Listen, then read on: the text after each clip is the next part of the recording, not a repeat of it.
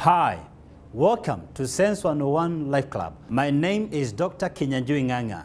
In Sense 101 Life Club, we train, coach, mentor, and inspire people to achieve their God-given destinies. Sense 101 Life Club, inspiring generations. We are focusing on reinventing yourself. Reinventing yourself. I'll begin by giving you the story of an aging king who did not have a son. He had one child, a daughter, an only child. In those days in that country, if a king didn't have a daughter, whoever married the girl became the apparent heir of the kingdom. And so he gathered the young men in his country, and he decided to take them through what he called a brevity test. He treated them with a very nice dinner, and then he took them outside to an Olympic-sized swimming pool. And he had ensured it was infested with crocodiles that were hungry and starved for at least 2 weeks.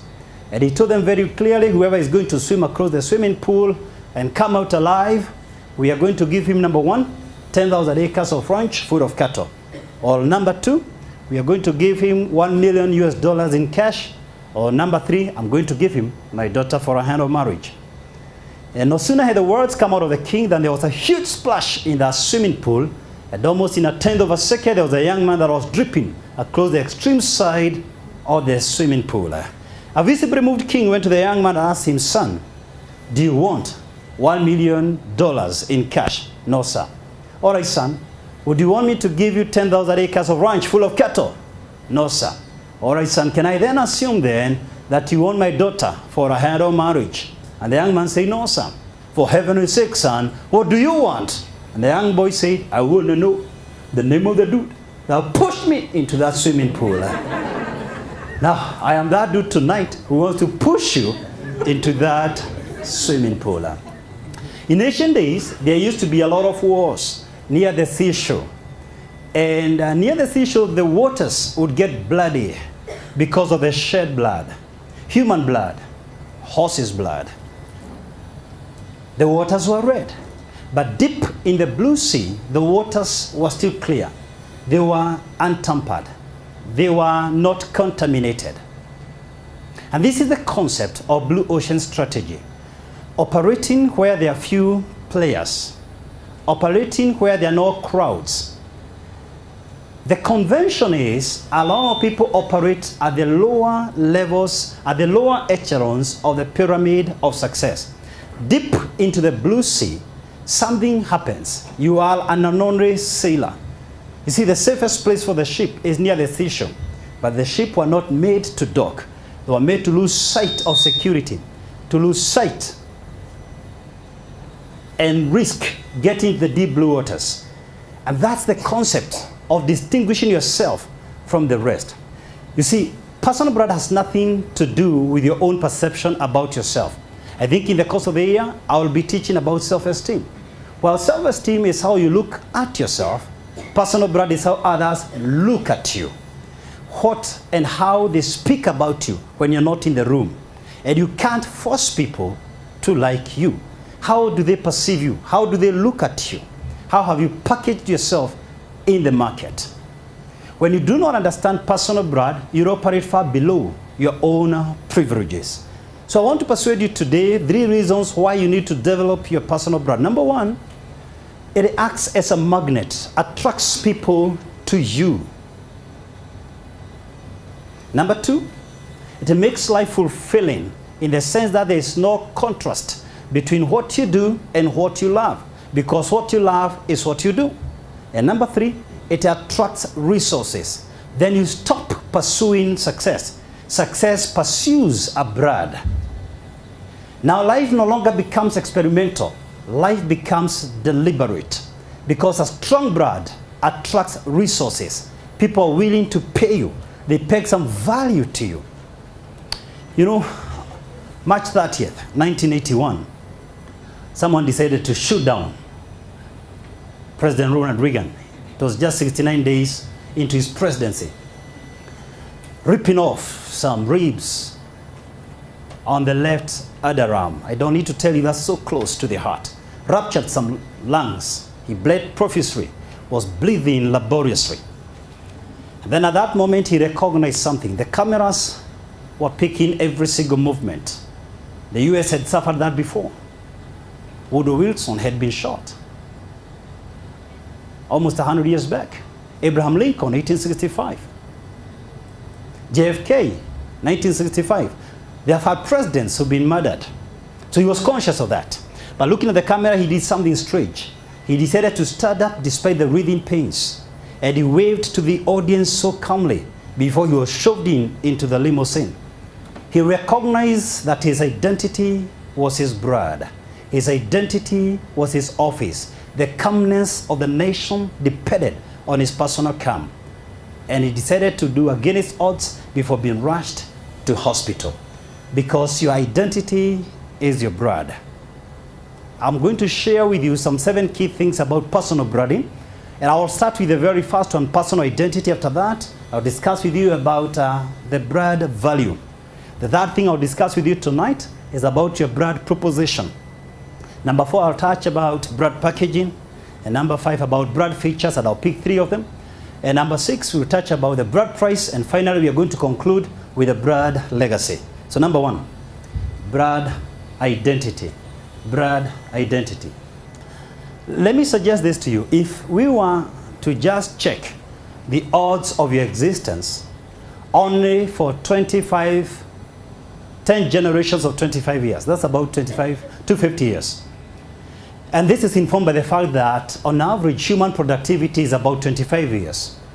If we were only to check the odds of your existence, considering only the direct male line, ignoring your mother's contribution, ignoring those who died because of famine and war, ignoring those who died because of food shortage, ignoring infant mortality, ignoring fetus that were aborted, considering purely your father's line, direct line, the odds of your existence, scientifically speaking, are 6 times 10 to the power of negative 100. Every gambler knows 1 chance in 100 trials is not worth the game. Genetically speaking, there are no 2 human beings who are identical. Even monozygote twins who come from the same zygote have infrequent differences because of general mutations and what in genetics they call gene CNVs, copy number variations. And this is the technique from which we get the forensic technique of genetic fingerprinting, or what we commonly call gene testing or DNA profiling. And the reason they do this, it is clear there are not 2 human beings who are similar. Therefore, I submit to you tonight, the moment you try to become like someone else, it's an insult to your very being. Because your very existence is a miracle. The odds that you are to be born were infinite against you. It's Oscar Wilde, an author and playwright, who says, don't try to be anyone else, because everyone else is already taken. Endeavor to be yourself. Don't try to be an imposter. Better be a nerd than be part of a herd. The truth is, when you celebrate yourself, even the world will celebrate you. You see, we have a perception that having a low opinion about ourselves is good. And I want to suggest tonight, having a low opinion about yourself is destructive. It's self-destruction. There's nothing noble about it. And celebrating your uniqueness is not egotism. On the contrary, it's a requirement for greatness. It precedes greatness. If you do not celebrate yourself, the world will never celebrate you. Now, how then do I identify my brand? That question can only be answered if you have already identified your vision. Your maker had an intention for you. This is your life purpose. But unfortunately, few of us discover our life purpose. And few of us have mental pictures about where we are going, and there is got a vision. What is a vision? I read of a story, and perhaps the most taught story in management across the world, of a building project that was being put up. Then there was a new supervisor in this project. And then he wanted to check the attitudes of the builders. The builders didn't know that this was their new supervisor. So he went to the first builder and asked him a very simple question. How are you doing? And the guy was very upset. And he rudely interrupted and said, what? Can't you see that I'm working at a scorching sun? The work is tedious and terrible, but I must finish my quota as demanded of me by the bosses. A little bit discouraged, the supervisor went to the second worker, asked the same question. How are you doing? And the second worker said, well, I'm making some bricks. The work is repetitive and tedious, but through it I'm able to pay my bills. I'm able to take my children to school. I'm able to make my ends meet. A little bit encouraged now, he went to the third worker. The same question. What are you doing?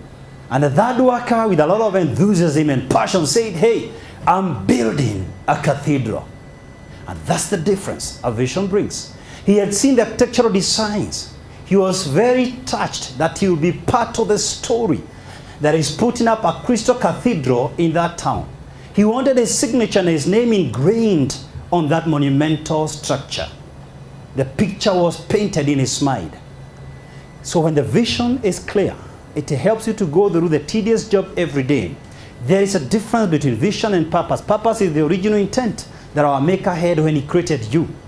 But then you must create a picture of how far you want to manifest your brand. To what extent? For me, I want to see this story, Sense 101, duplicated in Kisumu, in Mombasa, in Kampala, in Dar es Salaam, in Joburg, in Lagos, in Cairo.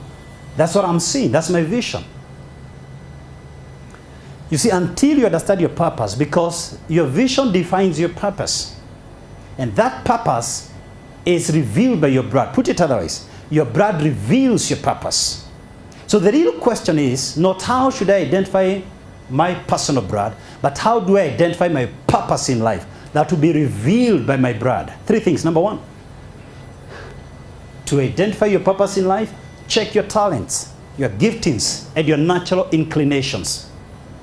Our Maker in his own wisdom decided to hide your purpose within your natural inclinations. That's why cats are created with paws and claws.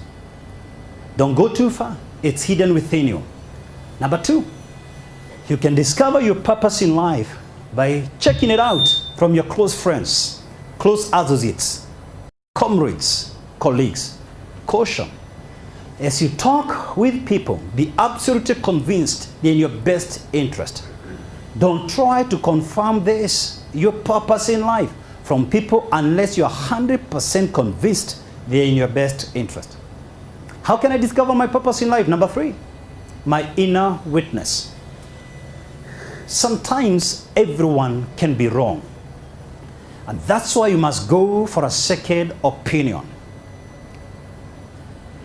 Trusting any single individual to speak about your destiny is debilitating to your very being. It is giving too much immense power to a finite, a limited person who has the same limitations that you do have. Please, to refresh your memories, the very first coach of Michael Jordan told him he has no chance in basketball. Try your hard in baseball. Oprah Winfrey was sent away by a Baltimore TV producer, and they said very clearly, you have no chance in TV news. Try something else. Try something else. Michael Bloomberg, the brain behind Bloomberg LP, was summarily dismissed as Salmon Brothers. Today, he's the 18th richest American and the former mayor of New York City. Walt Disney in 1919 was fired from Kansas City Star, and they accused him of lacking imagination and creativity. Today, Disney World is a multi-billion-dollar investment. Go for a second opinion. Don't just rely on any single individual to confirm what you're supposed to do in life. Therefore, I put it to you today, master yourself, master your enemies, master your brand, master your person, master what you're supposed to do. You have mastered your enemies. Please understand, enemies are not people. Enemies are your financial distress, relational crisis, career disorder, or stagnation.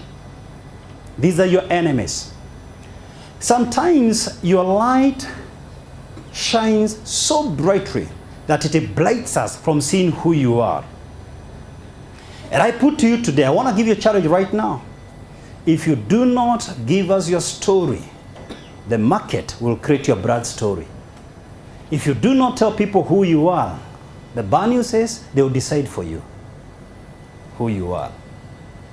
So rise up to the occasion and tell the world who you are. Don't wait for the world to tell you who you are. No one is waiting for you to reveal yourself. If you do not do it like yesterday, the world will blog you out from social media, from their mind. The business cards you give them, believe me, they don't keep them. They burn them. You must tell us your brand story before we brand you what we think about you. And this takes me to my second concern tonight. Brand value. Maybe I should ask you a very simple question. And don't shy. Let's celebrate the fact that God has given us a job. How many in this live audience are employed somewhere? Celebrate the fact that God has given you a job. How many are employed somewhere? Lift up your hand. Wow. Perhaps the majority of us.